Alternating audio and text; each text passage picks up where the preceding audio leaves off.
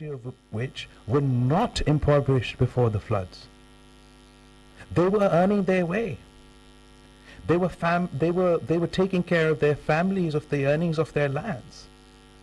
Now they are homeless and impoverished. And the devastation on the standing crops mean that now we're going to face food insecurity. We all know we were anyway threatened with that because of Ukraine and supply line issues. Now there's a serious threat. And anybody who's been following Pakistan particularly closely while all of this was happening, they'll know that we were in a very difficult, like everybody else is in a very difficult economic situation. But we were in a particularly perilous economic situation because of some decisions that had been taken in violation of IMF program that had that our finance minister was on record as saying as so Pakistan was in danger of default, and we had managed to pull us back from the brink and get our second tranche, sorry, not second tranche, agree to the new tranche and extension from the IMF, and that money literally came in the middle of August as the rains were descending. But all those estimates, all those figures might as well have been washed away with the floods as well. So we're staring at an incredibly difficult economic situation as well. Now, as the speaker before me mentioned, the people of Pakistan are incredibly resilient. We have time and time, in fact, they've been far more resilient than they need to be. But this is not a crisis of their making. We contribute, Pakistan, 0.8% of the global carbon footprint.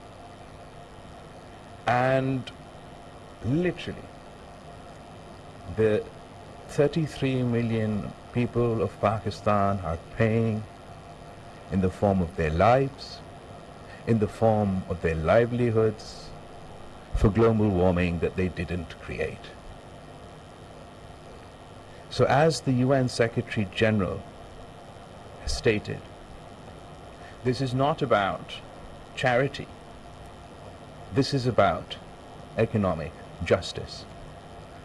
And we've heard time and time again about how the country I'm standing in, Europe, all the great powers are combating climate change, are not only taking climate change so seriously themselves, but are championing the cause around the world. We hear about the Green Climate Fund and $100 billion annual commitment to fight climate change. Well, guess what? When your country is drowning in a 100-kilometer lake and a third of the landmass of your country is underwater, you find out there's no money. There's no international financial infrastructure to deal with a calamity of this scale.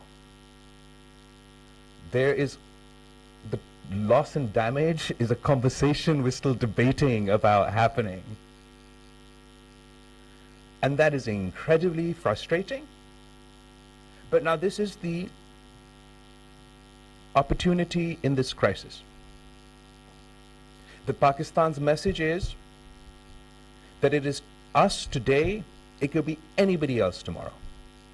And while we work to ensure we get the funds for our rescue and relief, while we have a clear vision about how we don't only want to reconstruct our reconstruction and rehabilitation place to take place, but we want to do so in a climate-resistant manner, a greener manner. Yes, we too aspire to build back better.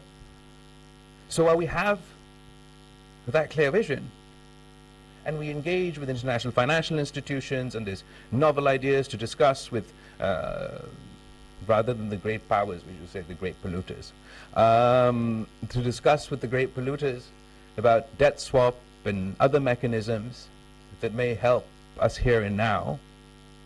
What we have to do is ensure that while there was no script for us, while there was no ready-made plan for us, that the next time this happens to some other country, we are more prepared. And in our country, in our efforts to bring our people to stand on their own feet, for our country to stand on their own feet, we commit ourselves, because we would have never otherwise had such extensive investment in all of these areas that have been devastated by the floods. And now there are two options for us. Either we do it cheaply and poorly and dirtily and wait for the next floods for them to be washed away again, or we do it right. We become the test case, the leaders, for what we've heard, and only heard, about this green infrastructure, climate resilient infrastructure. And I honestly believe that domestically and internationally now, whatever our political preoccupations are, we have to understand the gravity of the situation. Before these floods, this was tomorrow's problem for us. We were working on green energy and solar energy and wind energy, and yeah, not everything's great, but we'd get there. And we'd seen historic floods that were devastating before, but we could hope that. Now there's an urgency of now. And I don't wish upon anybody else to discover. Washington میں وزیر خارجہ بلاول بھٹو زرداری تقریب سے خطاب کر رہے ہیں. ان کا کہنا تھا کہ پاکستان میں سیلاب متاثر 3 کروڑ 30 لاکھ افراد کی داد رسی کی جائے. سیلاب سے آسٹریلیا، نیدرلینڈ، سری لنکا کی آبادی سے زائد لوگ متاثر ہوئے. ان کا کہنا تھا کہ سیلاب سے متاثر افراد میں 6 لاکھ خواتین حاملہ ہیں. ان کا مزید کہنا تھا کہ IMF کے ساتھ جو اہداف مقرر کیے تھے وہ سیلاب کے ساتھ بہہ گئے. نیوز اسٹوڈیو سے فی الوقت کے اتنا ہی. مزید خبروں سے باخبر رہنے کے لیے دیکھتے رہیے کوہینور نیوز.